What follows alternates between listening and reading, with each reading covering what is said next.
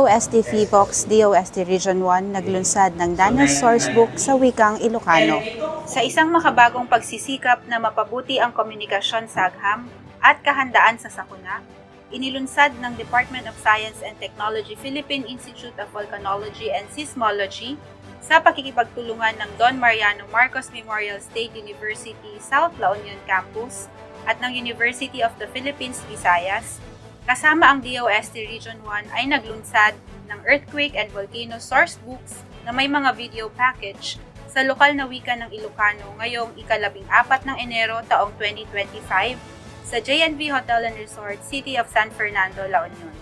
Ito ay produkto ng DANAS Project o ang Earthquake, Tsunami, and Volcano Disaster Narratives for Experiential Knowledge-Based Science Communication Project na nagtatampok ng karanasang kaalaman na ipinahayag sa mga lokal na wika upang pag-ugnayin ang teknikal na impormasyon at karanasan ng komunidad at mapunan ang puwang sa komunikasyon sa agham at kahandaan.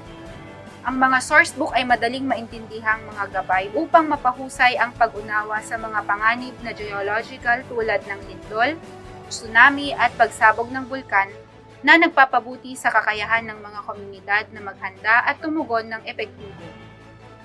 Ang mga sourcebook ay dinisenyo upang matiyak na ang mga komunidad ay hindi lamang nabibigyan ng impormasyon mula sa scientificong datos, kundi nakikipag-ugnay din para sa mga impormasyon sa pamamagitan ng pagsasama ng mga lokal na kwento.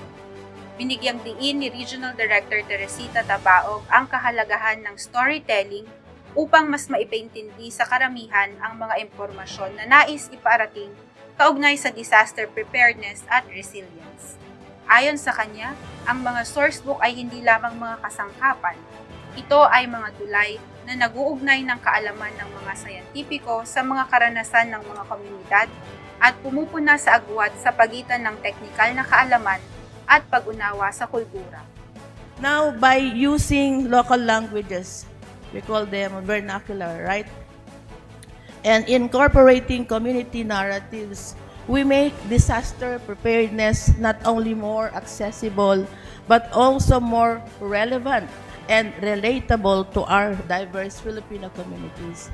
Sa kabilang dako, ipinahayag naman ng DOST Phivox na produkto ang mga source ng pagtutulungan ng mga researchers at ng mga mismong mga mamamayang nakaranas sa mga pangyayari ito.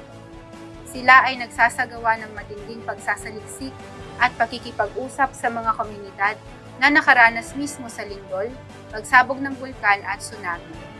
Ang DANAS Project na hango sa salitang karanasan o experiences ay opisyal na inilunsad noong Marso 2023. Ang kolaboratibong inisyatibong ito ay pinangunahan ng DOST Phivox, DIMSU La Union at University of the Philippines Visayas at pinondohan ng DOST Philippine Council for Industry, Energy and Emerging Technology Research and Development o DOST PSERD. Ako po si Ron Arkelada, the PDRM Officer of the Province of Ilocos Sur. Nagpapasalamat kami sa DOST Phivox dahil nga may launching ng DANAS book, and para sa amin ay makakatulong ito sa amin sa Ilocos Sur, lalo sa mga disaster-prone areas. With this DANAS book, makakatulong to sa aming information and education campaign, lalo sa mga hazard risk na residents po natin, and at least mapapababa yung panic nila and ma-increase natin yung disaster preparedness. Mula dito sa City of San Fernando, ako si Carla Joyce Kahala, nag-uulat. 2-1 Siglat, 1 DOST for you.